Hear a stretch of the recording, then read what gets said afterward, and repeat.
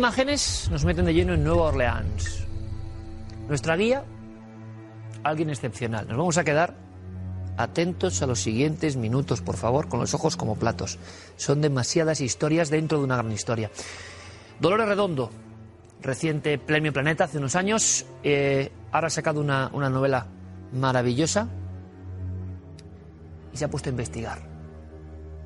Saben que nosotros no recomendamos un libro o hablamos de una novela de ficción, lo que hablamos de una investigación, de cómo una persona con gran sensibilidad como Dolores se ha metido en Nueva Orleans a investigar. ¿Por qué fue a Nueva Orleans? Hablamos del vudú, hablamos de la magia negra, hablamos de conceptos que, ojo, hay que ponerse la manta un poquito cerca del mentón porque son muy impactantes. Verán, en esta ciudad pasaron muchas cosas.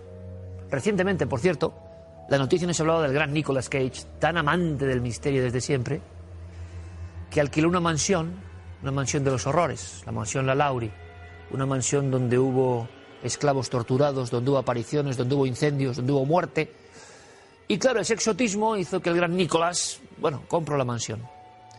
No pudo estar en ella, la puso a la venta. Y ahora la noticia es que a lo mejor encontraba cierto comprador, que él era incapaz, que no quería volver. Es una casa encantada, en una ciudad encantada. Pero esta ciudad hace un tiempo, hace unos 10 años, sufrió el azote del Katrina, ustedes se acuerdan, y es quizá el ejemplo vivo de ciudad con creencias ancestrales más sumida en el infierno. Estamos acostumbrados a ver series sobre el fin del mundo de una ciudad.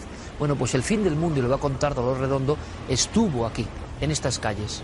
El nivel de oscuridad que se adueñó de esta urbe es difícilmente comparable a otro caso.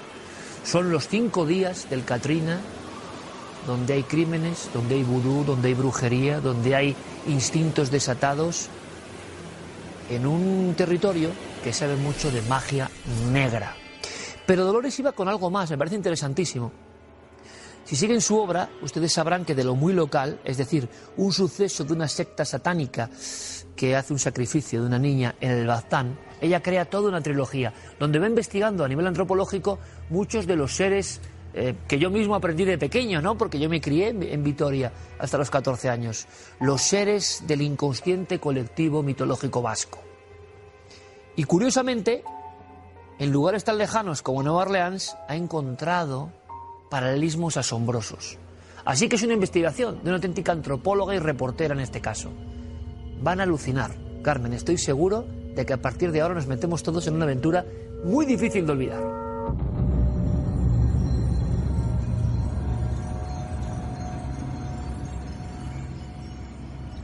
Pues sí, que ya me encuentro con nuestra invitada. Tú me has visto estos días en casa leyéndome, bebiéndome más bien, La cara norte del corazón, esta novela publicada por Destino y escrita por Dolores Redondo, que la tenemos ya en plató. Buenas noches, Dolores. Buenas noches, Carmen. Se lo estaba diciendo a Iker, pero te lo digo a ti. Desde el principio enganchada a esta última novela que has sacado y que tiene tantas cosas de misterio, tantas cosas que hemos tratado en el programa, que me he visto súper reflejada en muchas de las investigaciones que hemos realizado aquí.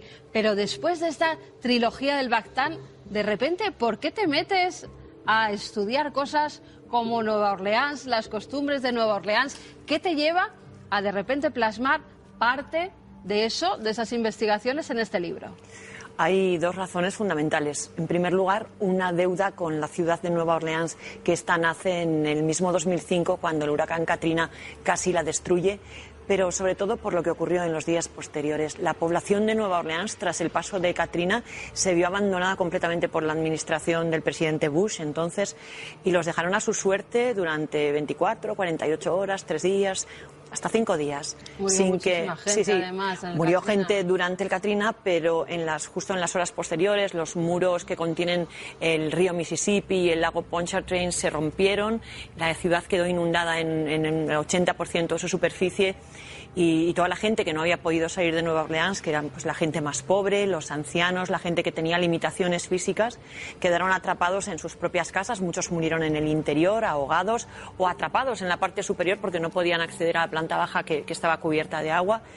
Y bueno, vivieron jornadas terribles. Algunos, los que lo consiguieron, llegaron hasta el estadio Superdome, otros al hospital, al Charity, y ahí bueno, se vivieron jornadas de auténtica miseria en las que escaseó el agua, la ropa seca, los medicamentos y bueno, mucha gente murió de sed sobre las autopistas, sobre los puentes de las autopistas, que eran los únicos lugares secos. Y cuando por fin les enviaron ayuda, les enviaron a los marines que casi a punta de fusil los subieron a los autobuses, obligándoles a dejar lo poquito que habían conseguido salvar de sus casas, lo que la gente salva en las grandes tragedias, las fotos de su boda, los trajes de carnaval, que para ellos es tan importante en Nueva Orleans, ¿no? Lo sentimental. Y bueno, y de esta manera los sacaron de la ciudad, que estuvo unos meses completamente vacía. Ya entraron las fuerzas de los marines y otras fuerzas sanitarias, y bueno, encontraron cientos de cadáveres dentro de las casas y bueno, pues les dieron salida.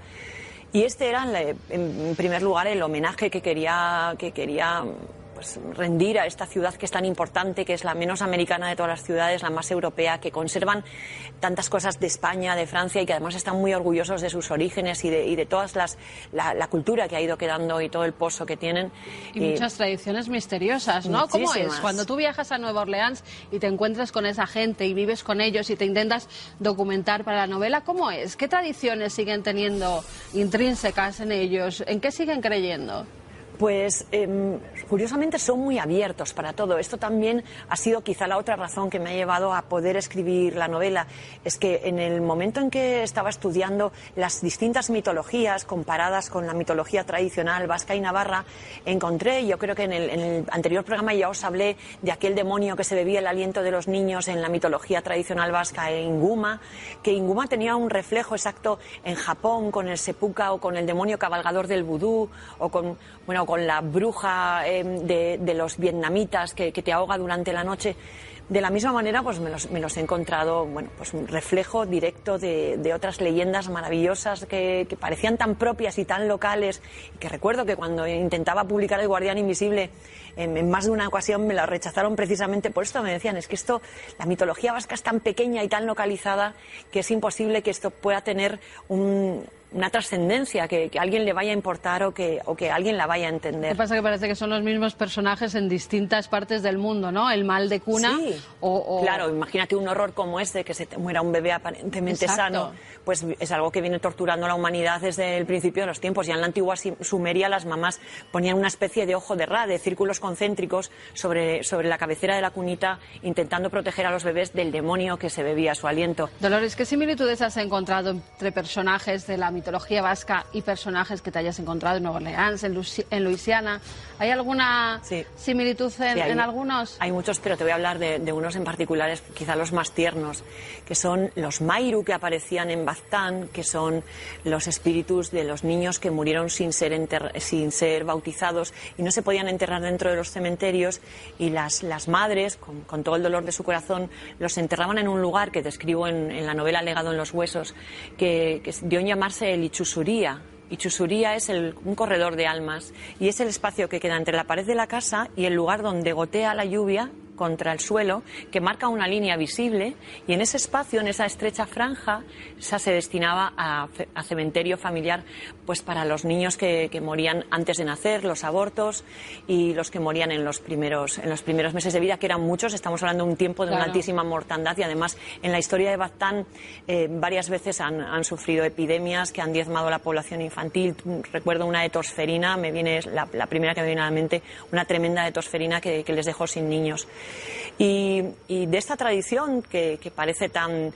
Bueno, esta es la parte, digamos, histórica de la tradición. La parte brujeril de la tradición dice que los huesecillos de estos niños, sobre todo los que proceden de sus brazos, tienen poderes narcotizantes, y que los brujos estaban pendientes de cuando había muerto un bebé en una casa para ir durante la noche, al cabo de unos meses, cuando estimasen que ya estarían los huesecillos al aire, y llevarse los brazos. El beso Mairu, el brazo de Mairu, lo prendían como si fuese una tea, y entraban de noche en las poblaciones, y con el poder narcotizante que salía de esos huesecillos conseguían que toda la población quedase sumida en un sueño muy profundo, en plan bellas durmientes, y ellos podían hacer sus aquelarres sin que nadie se enterase. Esta es la parte de la mitología brujeril. Bueno, pues en Nueva Orleans tienen los Lutim, que son los espíritus de los niños que murieron sin ser bautizados y que de la misma manera fueron enterrados en el pantano y sus alrededores. Los pantanos de Luisiana están llenos de leyendas, la mayoría relacionadas con la piratería, porque es una zona por donde los piratas accedían y hay muchos buscatesoros buscando todavía los presuntos tesoros que enterraron los piratas por allí, pero tienen también muchas leyendas de criaturas que viven en los pantanos. Y una de las criaturas mágicas es esta, los Lutim.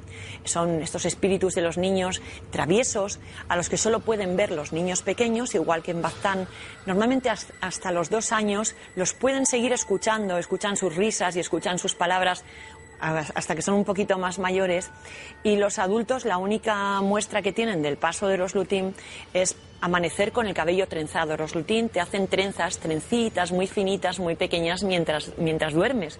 Pero no solo las personas, las crines de los caballos, la lana de las ovejas, el pelo de los perros. Cuando te encuentras con el pelo trenzado es que ha estado un Lutim cerca de ti, ¿no? Y los Lutim pues es una especie de trastada inocente que hacen, que es trenzar los cabellos. Y me llamó claro la atención el hecho de que tuviesen la misma tradición, ese dolor de las familias, que se les había muerto un bebé, pues seguían imaginando que su bebé estaba cerca. Y bueno, en Baztán hay recogidas historias en las que se cuenta cómo incluso les llegaban a poner un plato en la mesa durante muchos años a todos los niños, ¿no? A todos los niños que no estaban, porque sí que es verdad que los pequeños los veían, que explica un poco pues los amigos invisibles, y se creía además que eran beneficiosos. Y esta criatura, este fantasma en particular, se llama en Japón lo llaman el espíritu del salón, y es el espíritu de los niños que aparece en el salón y juega con los demás, y siempre es un niño silencioso que aparece, juega con el resto, y de pronto cuando van a buscarlo ha desaparecido. También hay una cosa que, bueno, hasta en el programa lo hemos tratado, que es la zombificación, ¿no? Que siempre se ha dicho, el vudú, estos bokor, cuando hacen magia negra, pueden zombificar a una persona. Es realidad, o sea, se sabe que ha habido bokor que han drogado de determinada manera con algunas sustancias, que incluso tú te has documentado perfectamente. Claro, no podía escribir una novela sobre Nueva Orleans y no nombrar la zombificación en ningún momento. Es una de las claves, ¿no? ¿Tú te lo has encontrado investigando allí en Nueva Orleans? ¿Te han hablado de cómo hacían esos bokor la zombificación? ¿Has podido ver ese tipo de drogas, de sustancias que utilizaban? Hay muchos lugares donde hay acceso a casi todo lo que puedes utilizar en vudú, tiendas donde, bueno, pues describo una, de hecho, en el libro, tiendas donde puedes comprar todo tipo de objetos, y luego hay otras tiendas ilegales donde se pueden comprar las cosas que no son de uso tan común, como huesos, cabello humano, tierra de cementerios, cosas pues que bueno, que obtenerlas no es del todo legal. Entonces comprarlas tampoco. Y sí que hay trastiendas en las que es posible conseguir todo esto, porque forman parte de su cultura y de su tradición, y ciertas ceremonias, incluso ceremonias benignas, necesitan de estas cosas. Al fin y al cabo, es que el vudú es muy difícil de explicar para los que tenemos una tradición judio-cristiana. Es una religión en la que casi todo el mundo es un medium que se comunica con los espíritus de los muertos, y en algunos momentos con unos espíritus superiores, con unas loas que serían el equivalente, solo el equivalente, porque no se parecen en nada, el equivalente a nuestros santos, alguien que media por ti y que media ante Dios, porque sí que al gran Dios, a Dios, no se puede llegar, solamente a través de estas entidades espirituales. Y hay entidades espirituales benignas y algunas malignas también, y se las puede convocar según lo que pretendas de ellos. Está Samedi muy presente en la novela porque es algo que se llegó a decir en muchos momentos, o lo decían mucho los pobladores de Nueva Orleans durante los días de Katrina, cuando el caos absoluto se hizo con la ciudad, cuando había muertos flotando por todas partes, cuando el olor a podredumbre, estamos hablando de todo el alcantarillado había reventado, todo el agua fecal había salido, habían animales que habían sido arrastrados por la marea ciclónica desde los pantanos, había culebras, había ratas, había caimanes. El caminar por el agua era arriesgarte a cortarte, porque había un montón de cosas por debajo, cables eléctricos, estaban sin luz, sin agua corriente, con 40 grados de temperatura, que es lo que puede hacer un agosto cualquiera en Nueva Orleans, y esa humedad terrible. O sea, pues en ese momento ellos decían que Samedi era el amo de la ciudad. Y estamos hablando ¿Qué es el de que Samedi, además, para la gente que no lo Samedi conoce? es el espíritu de la destrucción, del vicio, del mal.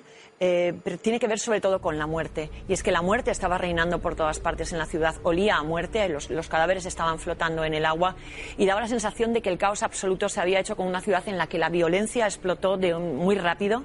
Empezó a haber pillaje, que es lógico, en un momento en el que no hay agua, pues por un botellín de agua la gente mataba. Pero incluso dentro de los lugares que el ayuntamiento había habilitado para que la gente pasara las primeras horas del huracán y a donde llegó muchísima más gente en las posteriores, bueno, pues hubo crímenes, hubo violaciones, hubo asesinatos por lo que llevabas encima, por ropa seca y por botellines de agua. Pero también hubo quien aprovechó, porque siempre hay gente violenta que en los momentos, todos lo sabemos, en los momentos en los que el caos se hace dueño, bueno, pues disfrutan de sembrar su horror y su terror e iban por ahí sembrando el miedo. También hubo parte de los que tenían que haber estado protegiendo. La propia policía de Nueva Orleans fue condenada en juicios posteriores. Yo he seguido muchos años todos los juicios relativos a la responsabilidad de la fractura de los muros, que no se rompieron por el huracán, se rompieron porque eran deficitarios, estaban construidos con materiales de segunda. Y también he seguido los juicios sobre toda la violencia que se desencadenó en la ciudad. Y bueno, pues había desde pistoleros que salieron con sus armas, estamos hablando de un país donde portar armas es legal, salieron con sus armas a disparar a quien les apeteció directamente, hasta policías, 6 policías del cuerpo de policía de Nueva Orleans fueron condenados por asesinato por disparar a negros, o sea, tal cual, a negros que pasaban sobre los puentes a kilómetros de distancia. Y bueno, se apostaban y hacían sí, cuando ya la locura asume a toda una ciudad, ¿no? Y cuando ya no hay leyes ni hay... Es fácil entender que en ese caos, en ese mundo infernal, en ese mundo posapocalíptico total, alguien pensara que estaba en el infierno y que Samedi era el señor de aquella ciudad y que no había solución. Samedi, al que se representa incluso en sus carnavales, ¿no? Y sí, que lo Samedi representan como... seguramente casi todos identificarán la figura de Samedi, porque es este esqueleto de cuencas vacías que lleva muchas veces un puro encendido, lleva un sombrero de copa, en ocasiones un smoking o un frac, pajarita incluso en otras ocasiones, o corbata, y bueno, representa el vicio. Se le representa también con una botella de licor, de ron, y fumando. Bueno, pues todos los vicios del mundo confluyen en Samedi, pero también el crimen. La otra manera de llamar al varón Samedi es el varón criminel, y este criminal pues era el rey de la ciudad, y lo fue durante muchos días hasta que llegó el ejército y llegó de las peores maneras el apocalipsis total, ¿no? No eran los más adecuados para ir a atender a una población completamente traumatizada después de lo que habían vivido, después de tener que ver cómo morían sus familias. Y por otra parte, pues es un escenario magnífico para una novela. Claro. Es lo tiene extraordinario. todo, vamos. O sea, porque lo reflejado porque es claro, verdad. Mis personajes que llegan aquí persiguiendo a un asesino que esconde sus crímenes en medio de grandes catástrofes naturales, que en Estados Unidos hay muchas y todo el año, desde el corredor de los tornados hasta las zonas afectadas por huracanes. Así que es un buffet libre para un asesino que siembra el caos entre los supervivientes. Hay también varios momentos en los que haces referencia en la novela, en la cara norte del corazón, a los cementerios. ¿Cómo son los cementerios de Nueva Orleans? Ya sabemos, y como nos has dicho y como comentas en la novela, hay tiendas que se nutren en ocasiones de huesos que desentierran de esos cementerios, o de cadáveres que no se sabe muy bien, chicas que desaparecen, no se vuelve a saber de ellas. Pero en esos cementerios, ¿tienen alguna precaución para que no se haga la zombificación, para que no se profane el sueño de los muertos? Sí, los cementerios católicos de Nueva Orleans tienen vigilancia constante día y noche. No se puede entrar solo al cementerio, no se puede hacer una visita al cementerio. Hay que acceder con un guía siempre, y ellos te van mostrando las distintas partes del cementerio. No puedes separarte del grupo, y lo controlan muchísimo, que permanezcas todo el tiempo con el grupo. No se pueden tocar las tumbas, tienen ciertas normas. No te puedes llevar nada del cementerio, ni siquiera un guijarro del suelo, nada. Y es verdad que sí, que tienen muchísimo cuidado. Es llamativo cómo se construyen los cementerios en Nueva Orleans, porque teniendo en cuenta que está 2 metros por debajo de la superficie del nivel del mar y del río, hay que hacerlos elevados. No se puede enterrar en la tierra nada porque debajo hay un pantano y a la mínima que subiese el agua, pues como ocurre no con Katrina, con muchas tormentas tropicales que le azotan todos los años, pues los cadáveres se desenterrarían, ¿no?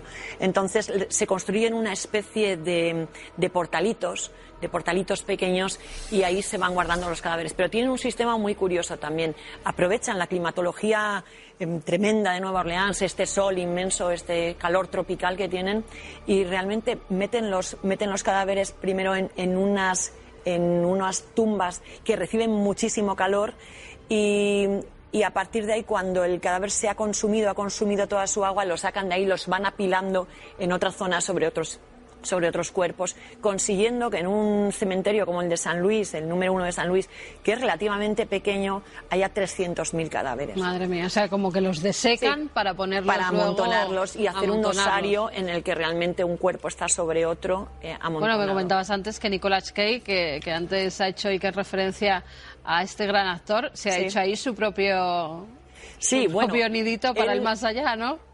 Creo que como todos los que tenemos alguna sensibilidad con la cultura y con el arte y con la música, es un gran amante de Nueva Orleans. Me consta que hay muchísimos otros artistas. En una de las últimas veces que estuve, acaba de pasar un huracán también y los Rollins tuvieron que suspender un concierto y se volvieron la semana siguiente para volver a tocar. O sea que sí que aman especialmente Nueva Orleans. Y a él le gusta muchísimo esta ciudad y llegó a comprarse una mansión encantada, una de las que tiene una de las leyendas más oscuras de Nueva Orleans.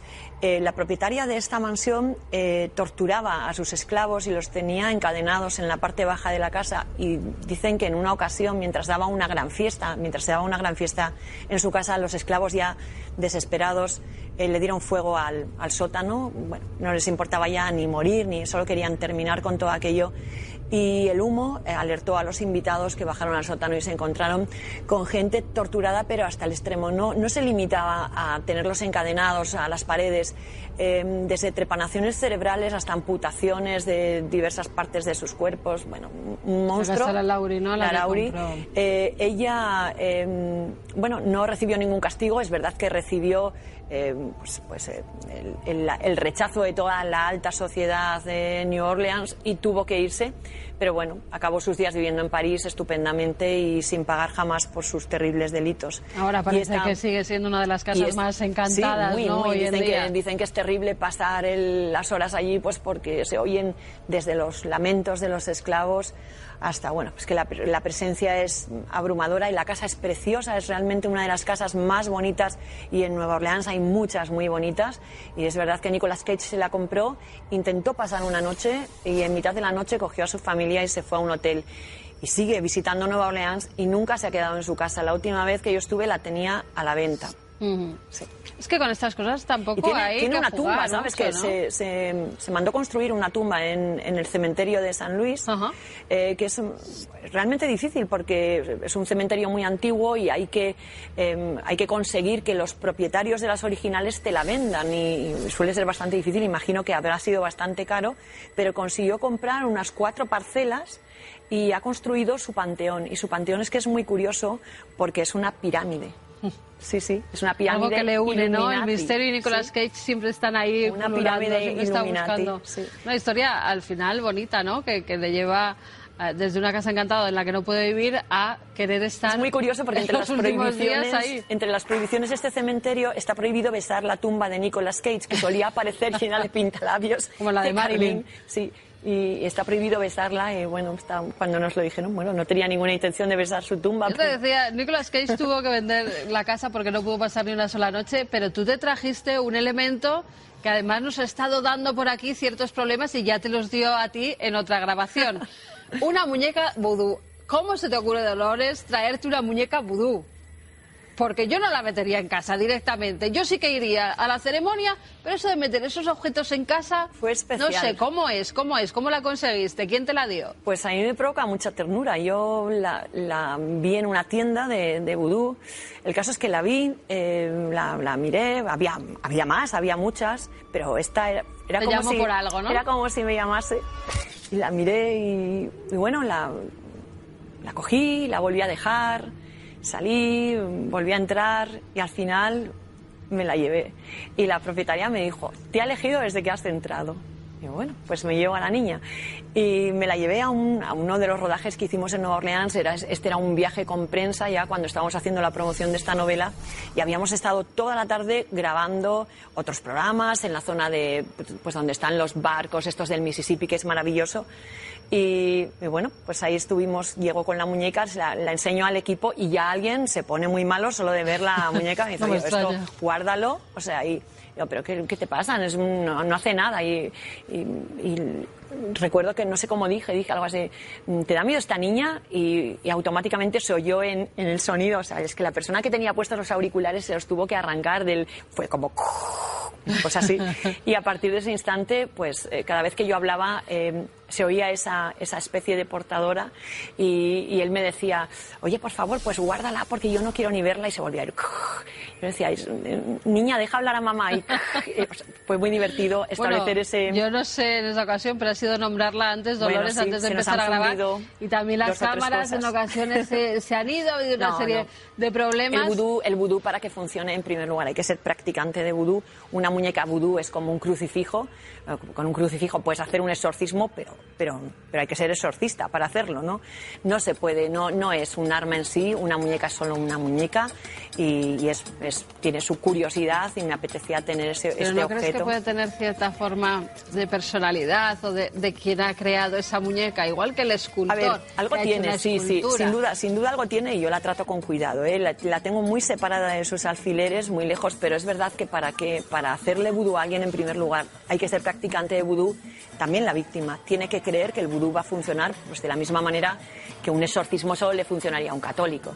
De la misma manera tiene que ser así. Y luego hay que enviársela. O sea, claro, Carmen, el tema es que si yo te quiero hacer vudú, tengo que mandarte una muñeca vestida con una prenda de ropa que tú reconozcas que es tuya, que te falta desde hace 2 o 3 semanas, con unos pelitos que ya me he guardado cuando he estado ahora en peluquería. Fenomenal. Antes de pasar por aquí, ya los he pedido, digo, estos pelitos de Carmen para mí. Y así que si algún día recibes la muñeca... Pero no, hay que ser muchísimo. hay que ser creyente, hay que creer que te puede pasar. Sin duda hay un efecto placebo y de cualquier manera tiene que ser muy impresionante. Creer que te puede hacer ese mal, ¿no? Recibir una muñeca vestida con una prenda que ha sido tuya, que te ha pertenecido en algún momento, y con unos pelos que pueden ser tuyos, claro. y además pinchada de cierta manera, de cualquier manera ya te lleva a pensar que alguien se está tomando muchas molestias para hacerte daño, y eso ya tiene un efecto muy nocivo. Claro, Siempre sí. que sabemos que alguien nos odia, que a veces hemos tenido el conocimiento de sé que alguien te aborrece, te odia, es imposible que no te cause dolor, Sí, que no te totalmente. afecte Si de no alguna llaríamos manera. todos malditos. Claro. Vamos, tú la Normalmente primera mientras- con todo lo que vendes con estos libros, La cara norte del corazón, que está siendo un pelotazo, que estas Navidades va a ser, yo creo, el libro más vendido de todas las Navidades, porque es impresionante la documentación que tienes dentro de estas 600 y pico páginas, que te pasan como si fuera un suspiro, y de verdad que yo te animo a que sigas. No te tengo que animar porque es que ya lo estás viendo, la acogida de la gente, pero sí que es cierto que, solo una preguntita, así ahora que no nos ve nadie, ¿te han dicho que le hagas a alguien vudú con esa muñequita? No sé hacer vudú.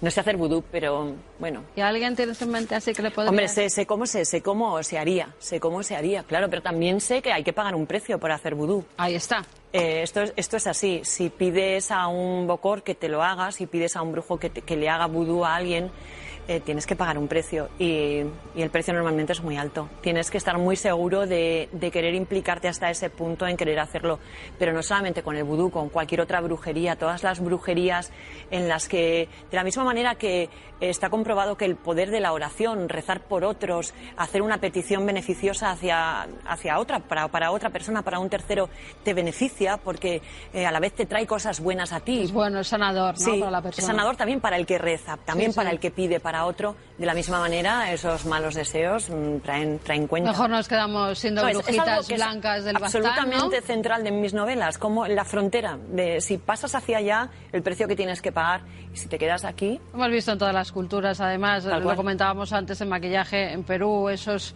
Sí. hombres que iban desenterrando, ¿no?, a sus ancestros por encontrar una vasija y y que al final tenían el mal de Huaca, que lo llamaban así, los veías enjutos como si fueran muertos vivientes, como muchos de los protagonistas y de los personajes Sin duda, que tienes en esta novela y que van pululando, termina por, ¿no? por pasar cuenta y hacer vudú o pedir una maldición.